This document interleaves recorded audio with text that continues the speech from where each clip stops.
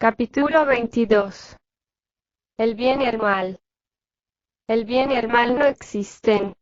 Una cosa es buena cuando nos conviene, y mala cuando no nos conviene. El bien y el mal son cuestión de conveniencias egoístas y caprichos de la mente. El hombre que inventó los fatídicos términos bien y mal fue un atlante llamado Macquarie Crombergen, miembro distinguido de la científica sociedad Accaldale situada en el sumergido continente Atlante.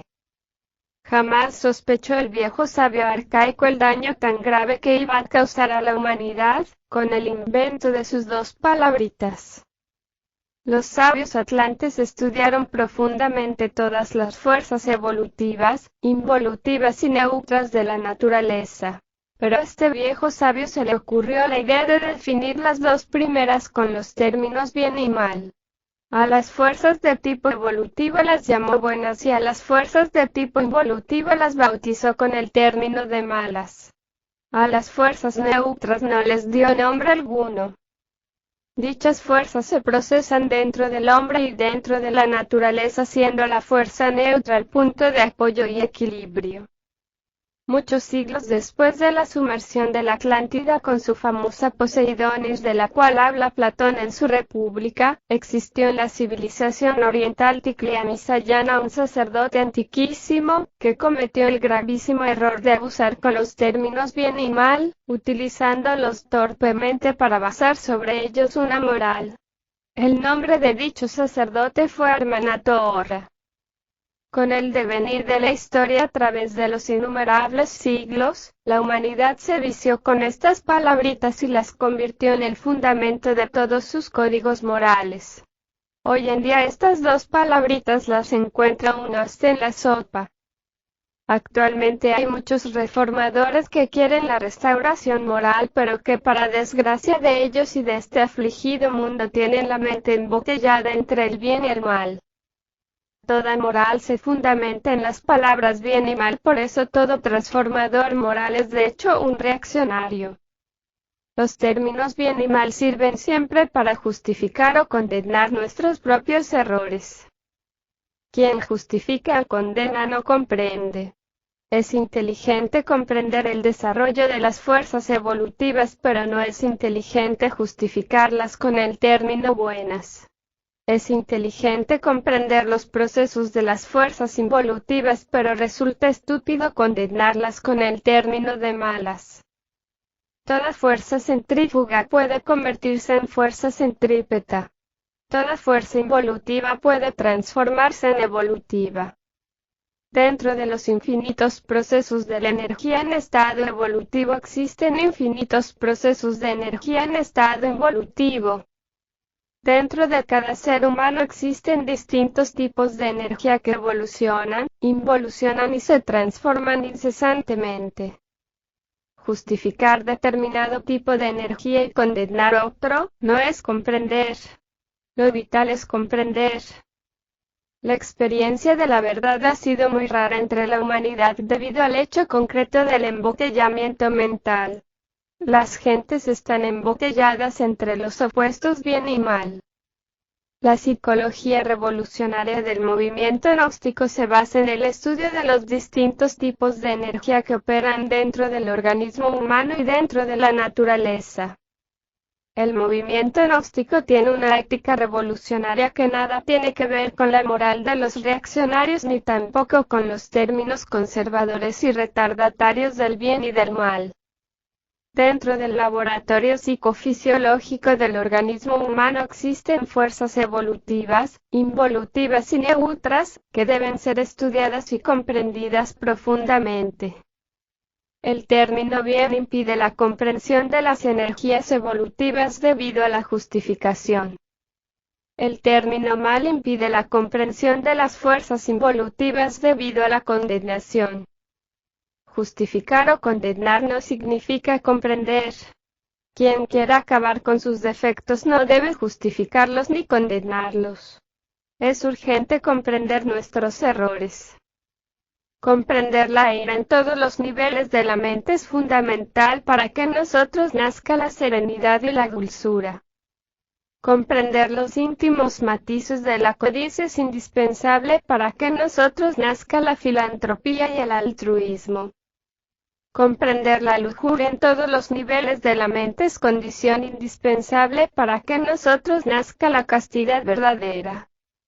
Comprender la envidia en todos los terrenos de la mente es suficiente para que nazca en nosotros el sentido de cooperación y dicha por el bienestar y el progreso ajeno. Comprender el orgullo en todos sus matices y grados, es la base para que nazca en nosotros en forma natural y sencilla la flor exótica de la humildad. Comprender lo que es ese elemento de inercia llamado pereza, no solo en sus formas grotescas sino también en sus formas más sutiles, es indispensable para que nazca en nosotros el sentido de actividad. Comprender las diversas formas de la gula y de la glotonería equivale a destruir los vicios del centro instintivo como son banqueteos, borracheras, cacerías, carnivorismo, miedo a la muerte, deseos de perpetuar el yo, temor a la aniquilación, etc. Los maestros de las escuelas, colegios y universidades, aconsejan a sus discípulos y discípulas que mejoren como si el yo pudiera mejorar, que adquieran determinadas virtudes como si el yo pudiera conseguir virtudes, etc. Es urgente comprender que el yo no mejora jamás, que nunca es más perfecto y quien codicia virtudes robustece el yo. La perfección total solo nace en nosotros con la disolución del yo. Las virtudes nacen en nosotros en forma natural y sencilla cuando comprendemos nuestros defectos psicológicos, no solamente en el nivel intelectual sino también en todos los terrenos subconscientes e inconscientes de la mente. Querer mejorar es estúpido, desear la santidad es envidia, codiciar virtudes significa robustecer el yo con el veneno de la codicia. Necesitamos la muerte total del yo no solo en el nivel intelectual sino también en todos los recovecos, regiones, terrenos y pasillos de la mente. Cuando hemos muerto absolutamente, solo queda en nosotros eso que es perfecto.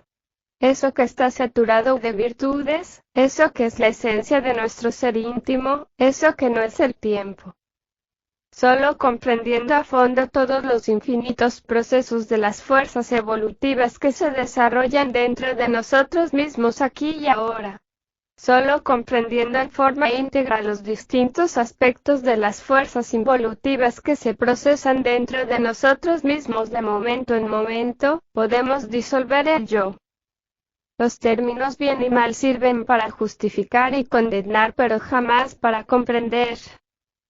Cada defecto tiene muchos matices, fondos, trasfondos y profundidades.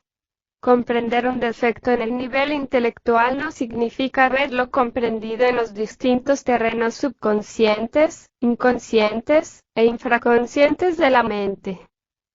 Cualquier defecto puede desaparecer del nivel intelectual y continuar en los otros terrenos de la mente. La ira se disfraza con la toga del juez. Muchos codician no ser codiciosos. Hay quienes no codician dinero pero codician poderes psíquicos, virtudes, amores, felicidad aquí o después de la muerte, etcétera, etcétera, etcétera. Muchos hombres y mujeres se emocionan y fascinan ante las personas del sexo opuesto dizque porque aman la belleza. Su propio subconsciente les traiciona. La lujuria se disfraza con el sentido estético.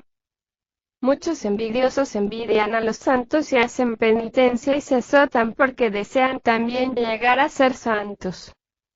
Muchos envidiosos envidian a quienes se sacrifican por la humanidad y entonces queriendo ser grandes también hacen escarnio de aquellos a quienes envidian y lanzan contra ellos toda su baba difamatoria. Hay quienes se sienten orgullosos por la posición, el dinero, la fama y el prestigio y hay quienes se sienten orgullosos de su condición humilde. Diógenes se sentía orgulloso del tonel en que dormía y cuando llegó a casa de Sócrates saludó diciendo: «Pisando tu orgullo, Sócrates, pisando tu orgullo». «Sí, Diógenes, con tu orgullo pisas mi orgullo», fue la respuesta de Sócrates.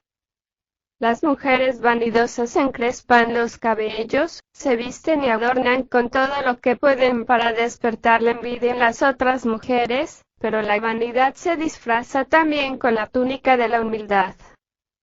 Cuenta la tradición que Aristipo, el filósofo griego, queriendo demostrar a todo el mundo su sabiduría y su humildad, se vistió con una túnica viejísima y llena de agujeros, empuñó en su mano derecha el palo de la filosofía y se fue por las calles de Atenas.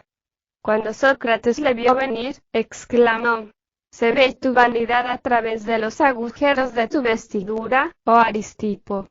Muchos son los que están en la miseria debido al elemento pereza, pero existen gentes que trabajan demasiado para ganarse la vida, pero sienten pereza de estudiar y conocerse a sí mismos para disolver el yo.